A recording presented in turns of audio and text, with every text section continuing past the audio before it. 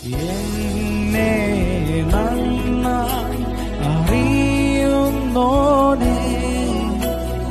എന്നെ നന്നായി നനയുന്നോനേ, കുറവുകൾ മാറ്റും എന്നുടമസ്ഥനേ, വില നൽകിയായ യജമാനനേ. ദൈവവചന ചിന്തകൾ കേൾക്കുന്ന എല്ലാ മാന്യ ശ്രോതാക്കൾക്കും ക്രിസ്തീയ സ്നേഹവന്ദനം.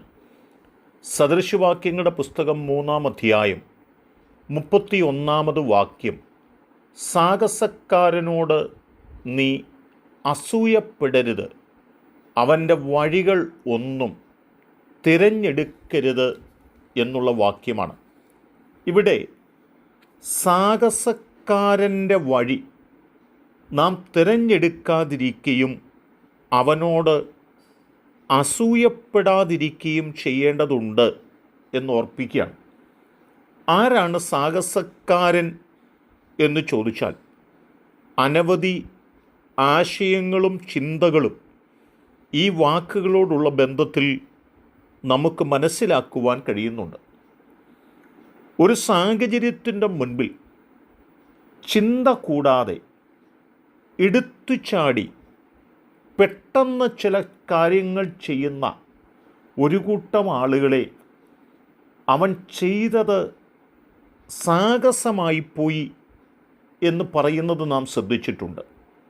വീണ്ടുവിചാരം കൂടാതെ ചെയ്യുന്ന പ്രവൃത്തി, അല്ലെങ്കിൽ ആലോചന കൂടാതെ ചെയ്യുന്ന പ്രവൃത്തി എന്നൊക്കെ വേണമെങ്കിൽ ഈ വാക്കിനെക്കുറിച്ച് നമുക്ക് പറയുവാനായിട്ട് കഴിയും. ഇയ്യോബിൻ്റെ സദൃശവാക്യങ്ങളുടെ പുസ്തകത്തിൽ തന്നെ 10-ാം അധ്യായത്തിൻ്റെ 6-ാമത്തെ വാക്യത്തിൽ പറയുന്നുണ്ട്: എന്നാൽ ദുഷ്ടന്മാരുടെ വായ് സാഹസം മൂടുന്നു, തിന്മ പ്രവർത്തിക്കുന്നവൻ്റെ വായ് പറയുന്നതായ വാക്കുകൾ അതവന് തന്നെ ദോഷകാരണമാകുന്നു എന്നുള്ള വാക്കാണ്. 11-ാം വാക്യത്തിലും എന്നാൽ ദുഷ്ടന്മാരുടെ വായ് സാഹസം മൂടുന്നു എന്ന് പറഞ്ഞിട്ട് 13-ാം അധ്യായത്തിൻ്റെ 2-ാം വാക്യത്തിൽ വരുമ്പോൾ തൻ്റെ വായുടെ ഫലത്താൽ മനുഷ്യൻ നന്മ അനുഭവിക്കുമെന്നും ദ്രോഹികളുടെ ആഗ്രഹമോ സാഹസം തന്നെയാണ് എന്നും ഓർമ്മപ്പെടുത്തിയിട്ടുള്ളത് നമുക്ക് കാണുവാനായി സാധിക്കുന്നുണ്ട്. സാഹസക്കാരൻ്റെ വഴികളൊക്കെ അത് നാശത്തിലേക്കാണ് ചെന്നെത്തുന്നത് എന്ന് കൃത്യമായി ഓർമ്മപ്പെടുത്തുന്നതാണ് ഈ വാക്കുകൾക്കുള്ളിൽ കാണുവാനായിട്ട് കഴിയുന്നത്. ഇയ്യോബിൻ്റെ പുസ്തകം 16-ാം അധ്യായം 17-ാം വാക്യം പറയുന്നത്: എങ്കിലും സാഹസം എൻ്റെ കൈകളിൽ ഇല്ല, എൻ്റെ പ്രാർത്ഥന നിർമ്മലമത്രേ. ഇയ്യോബ് പറയുകയാണ്, സാഹസമല്ല ഞാൻ ചെയ്യുന്നത്, പ്രാർത്ഥനയിലൂടെ ഞാൻ ഓരോ ദിവസങ്ങളും മുൻപോട്ട് പോകുകയാണ് ചെയ്തുകൊണ്ടിരിക്കുന്നത് എന്ന് കൃത്യമായ തലത്തിൽ ഓർമ്മപ്പെടുത്തുന്ന വാക്കുകൾ അവിടെയും കാണുവാൻ കഴിയുന്നുണ്ട്.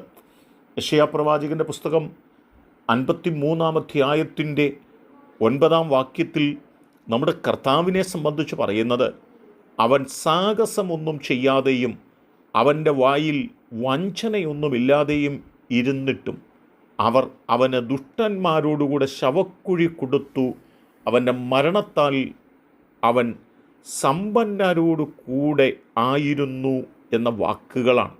നമ്മുടെ കർത്താവിൻ്റെ ജീവിതത്തിനകത്ത് സാഹസമൊന്നും തൻ്റെ ജീവിതത്തിൽ ഉണ്ടായിരുന്നില്ല, വഞ്ചനയൊന്നും തൻ്റെ നാവിന്മേൽ ഉണ്ടായിരുന്നില്ല. ആ നിലകളിലായിരുന്നു തൻ്റെ ജീവിതം നടത്തിയത് എന്നോർപ്പിക്കുകയാണ് ഈ വാക്യത്തിലൂടെ ഞാൻ നിങ്ങൾക്ക് നൽകുന്ന പ്രബോധനം. സാഹസക്കാരൻ്റെ വഴി നാം തിരഞ്ഞെടുത്താൽ അത് നാശത്തിൻ്റെ വാക്കിൽ ചെന്നെത്തുന്നു എന്നും, കർത്താവിൻ്റെ ജീവിതശൈലി പോലെ സാഹസമൊന്നുമില്ലാതെയും വായിൽ വഞ്ചനയില്ലാതെയും നാം ജീവിക്കുന്നുവെങ്കിൽ അത് നമുക്ക് അനുഗ്രഹമായി തീരുമെന്നും മനസ്സിലാക്കി ആ നിലകളിൽ ജീവിപ്പാൻ നമ്മെ സമർപ്പിക്കാം. അതിൻ്റെ കേൾവിക്കാരെ ദൈവം സഹായിക്കട്ടെ.